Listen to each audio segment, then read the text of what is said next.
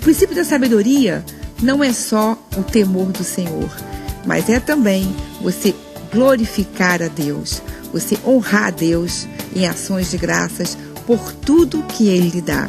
Isso é o princípio da sabedoria. Você vai ouvir sobre isso e muito mais na mensagem do meu filho Eltomir, Amnésia Espiritual. E o programa Transforma o Seu Mundo já está no ar.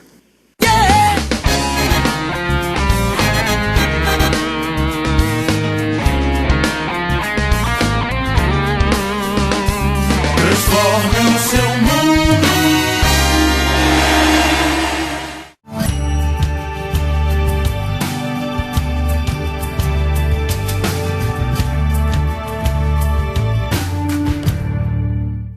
Por mais que você possa às vezes vacilar, por mais que você possa às vezes se sentir coitado, se sentir sozinho, se sentir acabado, Jesus está sentado à direita do Pai, confirmando a sua vida e dizendo: eu morri por Ele, Ele é mais do que vencedor em mim, Ele pode todas as coisas porque eu o fortaleço. Sabe, não interessa o seu estado mental, se você está num estado mental de felicidade ou de derrota, Jesus está falando ao seu respeito e Ele confirma o que Ele tem para a sua vida hoje. Não me interessa se você está sentindo pecadora, se está sentindo derrotado, se está sentindo abandonado, se você está com pena de você mesmo. Eu falei hoje de manhã, eu vou falar de novo. Eu aprendi com um homem chamado Smith Wigglesworth, um homem conhecido como apóstolo da fé do século XX, nasceu na Inglaterra, um inglês. E no currículo desse homem, do ministério dele nessa terra, muitos milagres aconteceram, até morto ressuscitou. Smith Wigglesworth. Eu considero ele meu pai da fé. E uma coisa que eu aprendi com ele, e que eu pratico na minha vida, é o seguinte: quando você for orar por alguém que está necessitada, quando você for orar por alguém que está enfermo, aflito, doente, não fique olhando para a pessoa, porque se você ficar olhando para a pessoa, você vai ficar com pena da pessoa, e a pena não pode ser a motivação da sua oração, da sua intercessão. Deus não tem pena de você. Sabe por quê? Porque você não é coitado. Coitado é o diabo que está perdido para a eternidade. Você é mais do que vencedor em Cristo. Deus nunca olha para o homem como um coitado, porque Ele já fez a provisão para o homem ser mais do que um vencedor. Então você nunca pode olhar para um aflito com pena. Sabe como Smith Wigglesworth orava pelo doente? Ele olhava para a janela, ele olhava para o teto, ele olhava para a parede, ele fechava os olhos, pegava o negocinho dele de óleo, ungia, ou sem óleo, ou ordenar, e pegava um morto uma vez, botou na parede e mandou o morto andar. Se começar a estudar, eu li muito sobre esse homem. Sabe, eu ficava completamente adormecido, cheio do Espírito de Deus, da presença de Deus, quando eu lia o livro desse homem. E ele nunca escreveu nenhum livro, isso são relatos que falavam a respeito dele. Mas ele não olhava para o enfermo, ele não ficava olhando para o morto, ele não ficava olhando para aquele aflito, ele olhava para Jesus. Se você quiser fazer a oração da fé, você vai ter que aprender a orar olhando para Jesus. E Jesus é o verbo, Jesus é a palavra. Você vai ter que começar a aprender a orar o que está escrito. Você vai ter que começar a aprender a orar olhando para Jesus, olhando para o que está escrito, olhando para a palavra. Por que João Batista mandou perguntar se Jesus era Jesus? Porque ele não estava mais olhando para Jesus. Mesmo tendo aquele encontro, mesmo tendo aquela marca, ele não estava mais, ele deixou os seus pensamentos sucumbirem na prisão. Ele permitiu que aqueles espíritos que estavam ao redor começassem a se aproximar, começassem a atormentar, até ele chegar e chamar assim os seus discípulos: vem cá, pergunta lá. Porque ele estava sucumbido com o espírito de morte sobre ele. E eu sei que não é fácil, mas eu sei que existe um maior do que a morte. Eu conheço um que venceu a morte. Então eu não estou falando que ele não passou por algo difícil, não. Passou por algo difícil sim, como você passa, como eu passo. Mas nós temos uma saída. Deixa eu falar, você não está sozinho nisso que você está passando. Você não está enfrentando esse problema sozinho. Você nunca pode permitir um espírito que não seja o Espírito de Deus ficar rondando ou ficar habitando os seus pensamentos. Escuta o que eu vou falar. Por exemplo, vou te dar um exemplo claro para os jovens que estão me vendo na televisão, para as pessoas mais leigas. Eu sempre gostei de arte marcial. Com 5 anos de idade, minha mãe botou no judô, porque aconselharam ela para me botar, senão eu ia quebrar a casa toda em casa. Verdade, mentira. Aí minha mãe foi para gastar minhas energias e me botou no judô. Eu fiz judô até não sei que faixa, depois eu queria outra coisa, eu comecei a ver filme de Bruce Lee, eu queria aprender Kung Fu, e eu fui fazer Kung Fu. Com 8 anos. Aí eu comecei a fazer Kung Fu, comprei a sapatilha, comprei a calça preta, a camisa branca, o tipo de Kung Fu que eu fui estudar era aquele Kung Fu, chama Wushu, que é a briga de rua. Viking tá aqui? Cadê Viking? Viking levou ali. É esse mesmo? Wushu, briga de rua. Viking é o nosso instrutor aí de artes marciais. Aí eu, depois do Kung Fu, né? A base. Depois do Kung Fu, eu fui fazer full contact, que naquela época não tinha Muay Thai. Aí depois fiz um pouquinho de luta livre, acabei no jiu-jitsu, que era o melhor de todos, gostava pra caramba, mas tinha que pegar o jeito. Uma vez ele veio uma cabeçada tão forte, o rapaz estava 100 quilos em cima de mim assim, ele de propósito levantou a cabeça e fez assim, ó. Levou meu nariz inteirinho, deu uma apagada de 4 segundos e voltei assim. Cheguei até no médico para ver se tinha quebrado o nariz, mas não fui, deixei assim mesmo, ficou até legal. Mas, graças a Deus, nunca encascorei a orelha. Mas o negócio é que eu sempre gostei. Eu ia para musculação, já saía todo fortinho assim e queria lutar. Sabe, eu me lembro até hoje. Eu quero que vocês entendam o que eu estou falando aqui, gente. Eu estou falando pelo Espírito de Deus, pela inspiração do Espírito de Deus. Eu não sei o que você vai enfrentar amanhã, eu não sei o que você está enfrentando hoje, mas Deus está querendo te abrir os seus olhos para uma coisa aqui agora. Eu me lembro que minha mãe, ela começou a falar comigo assim, Tomezinho, para de fazer isso. Para de fazer essas lutas aí. Porque eu permiti que aquele espírito de artes marciais começasse a conduzir, começasse a ter espaço na minha vida. Eu permiti aquilo, eu comecei a ficar mais violento. Brigava no colégio, brigava nos lugares, eu brigava com meu irmão. Eu me lembro uma vez que meu irmão correu de mim, e ele fechou a porta do quarto dele com a chave, e eu fiz assim na porta, a porta quebrou. Eu fiquei assustado comigo mesmo. E eu, assim, na nossa casa, tinha 2 quartos, e somos 3 filhos, homens, né? Eu sou o mais velho. E naquela época, todos solteiros, moravam com nossos pais. Naquela época, o meu irmão caçula, Mateuzinho, ele começou a chorar que ele não queria dormir sozinho. E minha mãe botou ele para dormir com o meu irmão do meio, Leonardo.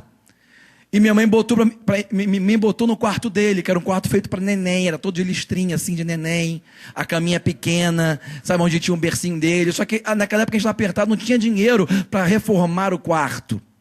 Aí eu fiquei alguns anos naquele quarto de neném. Sabe aquela caminha apertada, aquela caminha embutida na parede?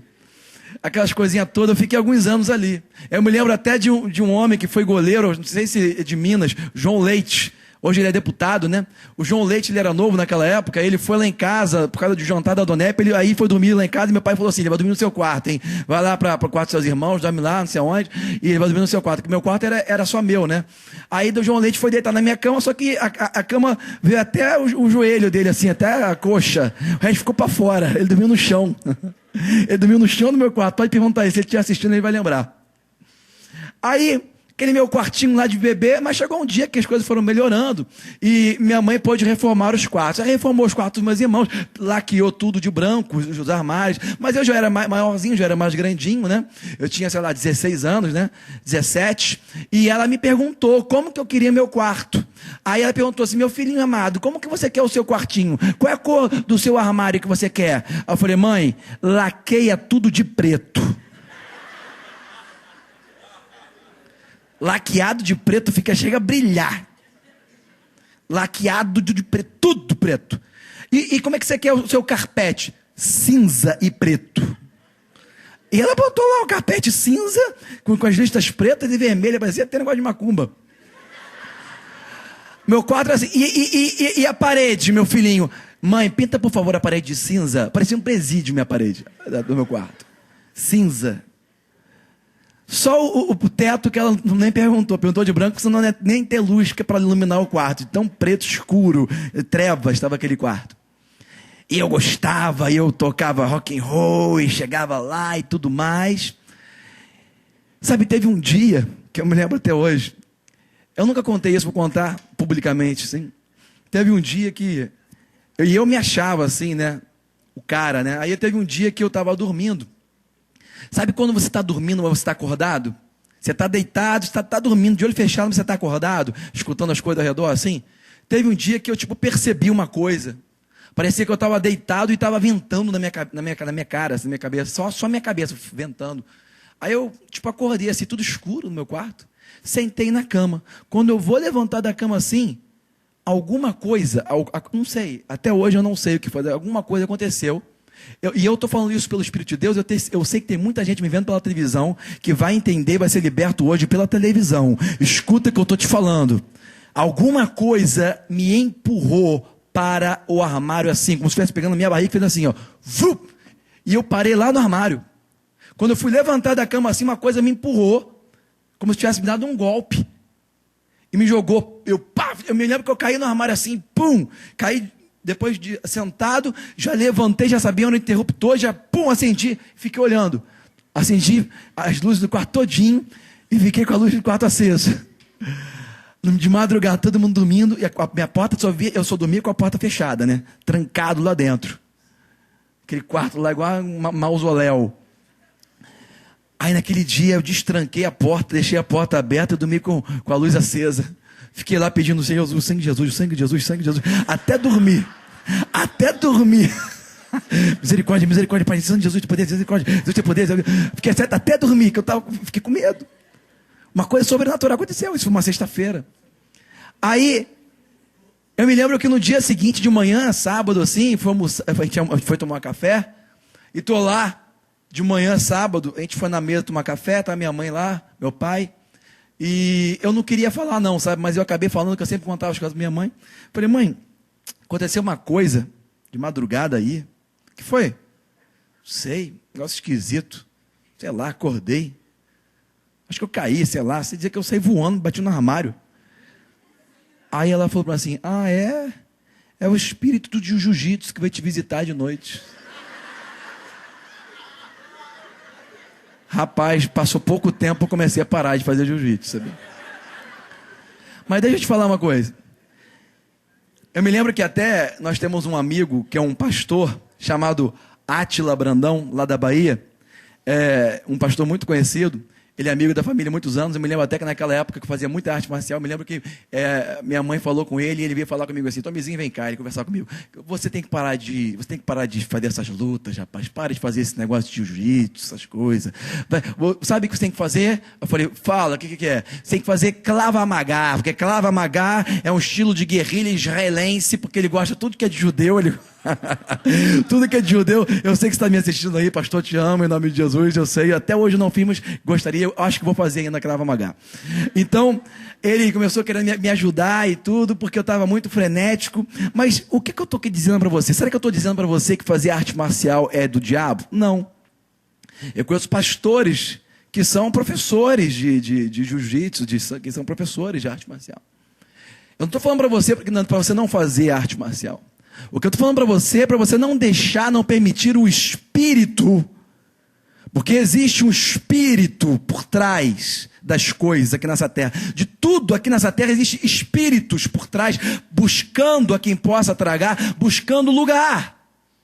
E não interessa para ele se você é um grande homem de Deus ou não. Não me interessa se você é João Batista ou não. Ele busca um lugar para ficar.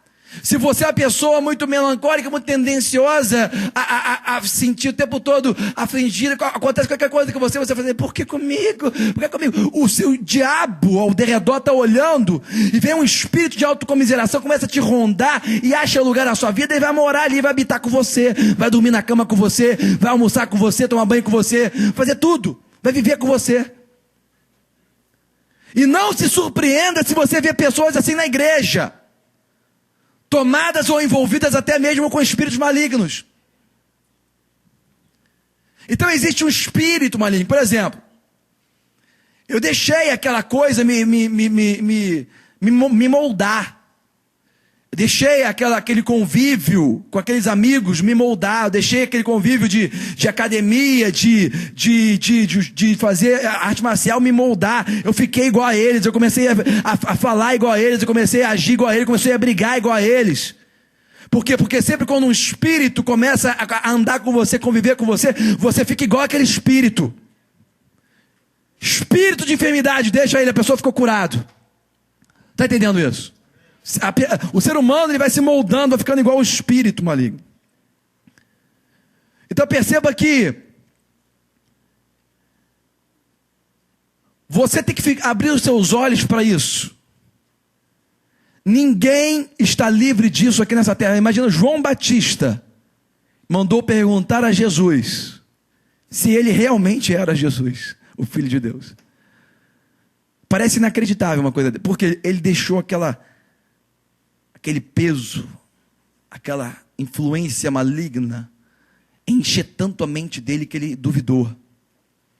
E talvez você esteja enfrentando algum problema hoje e está sendo tão sucumbido por um tipo de problema há algum tempo já, que você pode chegar a um ponto até de duvidar.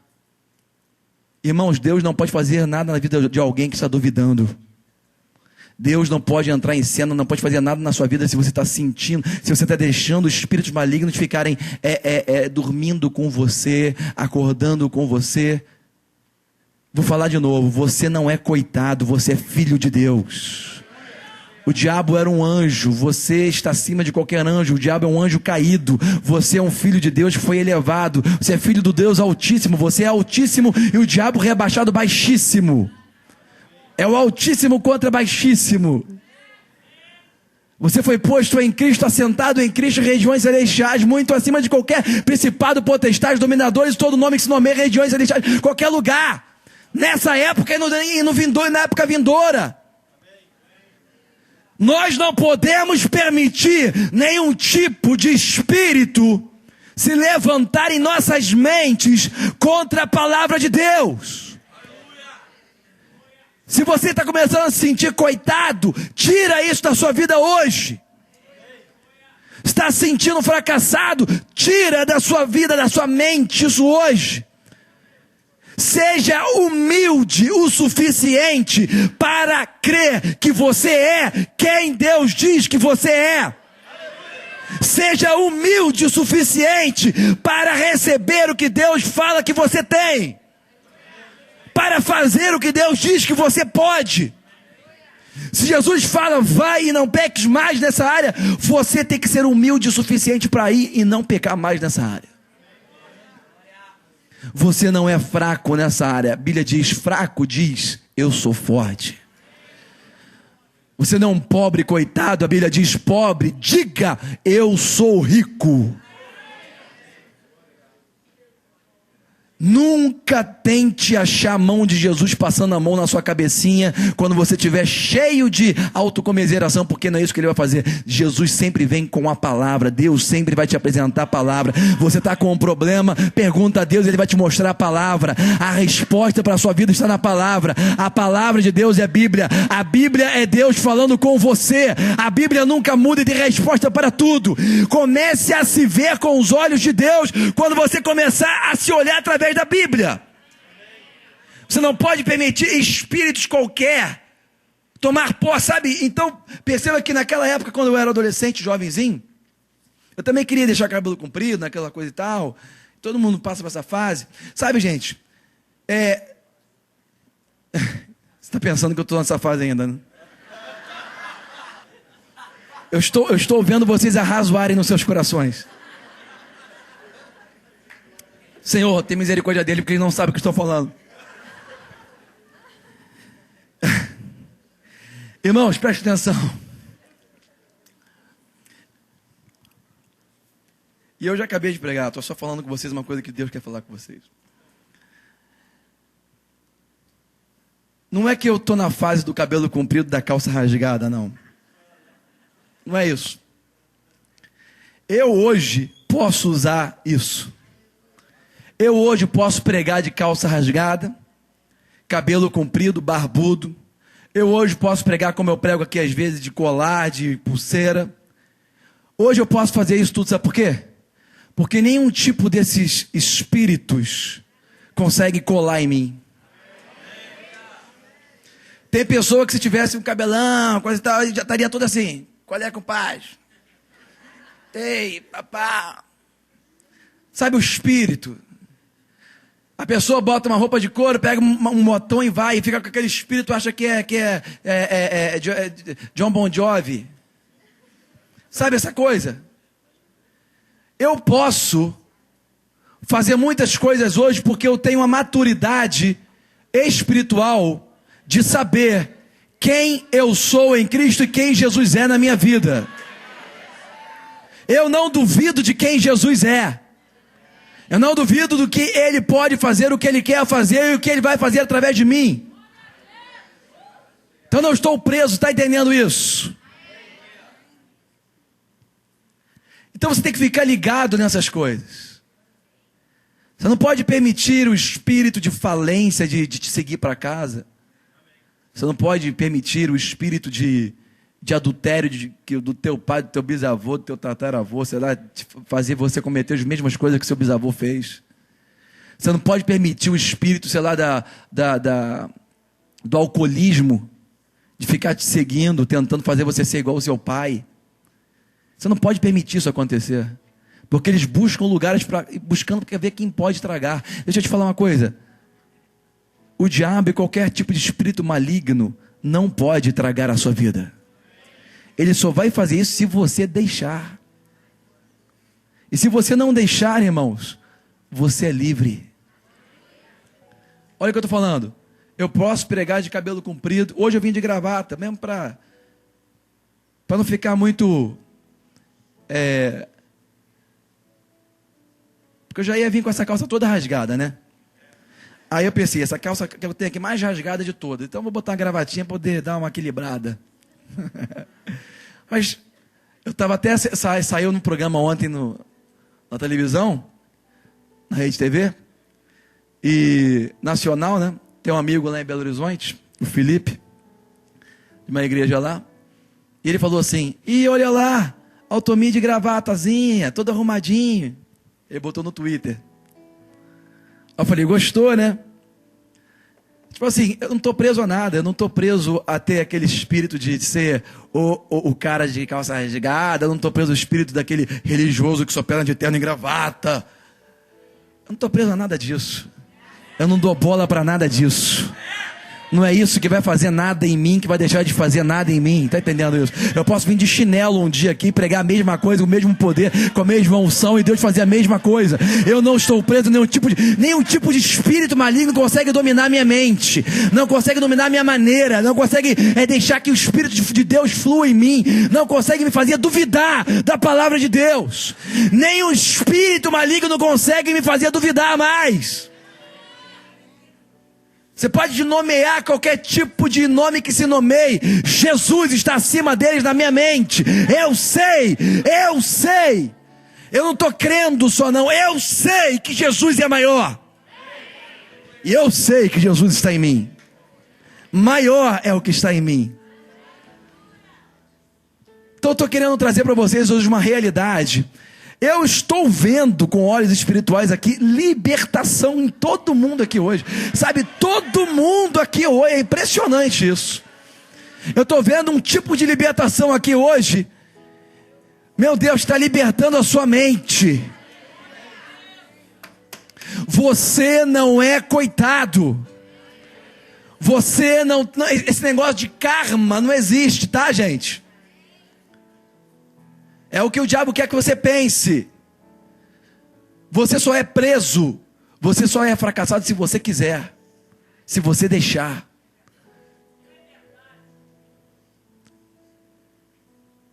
Seja livre em Deus, amém, irmãos? Seja livre para não pecar mais, seja livre para não se deixar levar mais, seja livre para ter uma mente equilibrada. A Bíblia diz que Deus não nos deu o espírito de medo, mas Ele nos deu o espírito de amor, de força e de moderação, mente equilibrada. Aleluia. Eu não uso cabelo comprido porque eu estou na fase, não. Eu uso pelo ministério, sabia disso? Eu sou reconhecido na rua por causa do cabelo.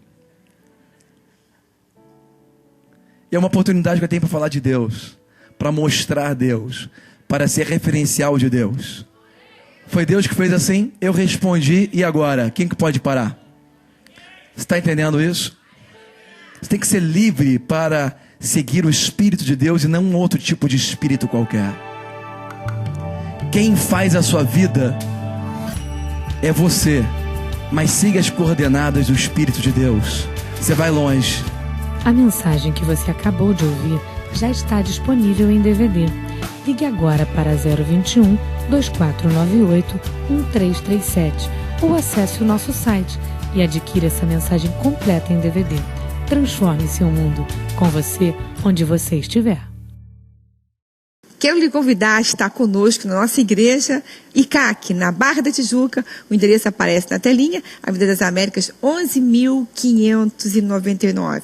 Temos reuniões, 2 reuniões aos domingos, domingo 9h30 da manhã e às 18 horas. Também quarta-feira, às 19h30. É muito bom estarmos juntos, sabe? Há um poder maior, há a bênção e a vida em estarmos juntos. Por isso que eu insisto em você estar conosco. Lá no Salmo 133 fala isso, que a bênção de Deus está e a vida estar na união. Então, quando nós estamos juntos, nós temos a bênção e a vida de Deus. Por isso é tão importante você comparecer na ICAC. Eu também quero agora fazer uma oração por você.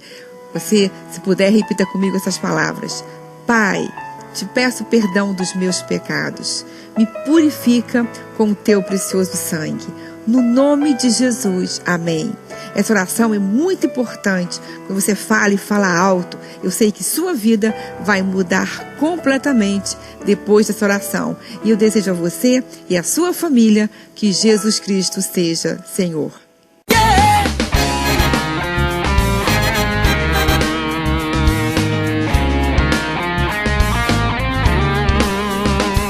Transforme o seu mundo.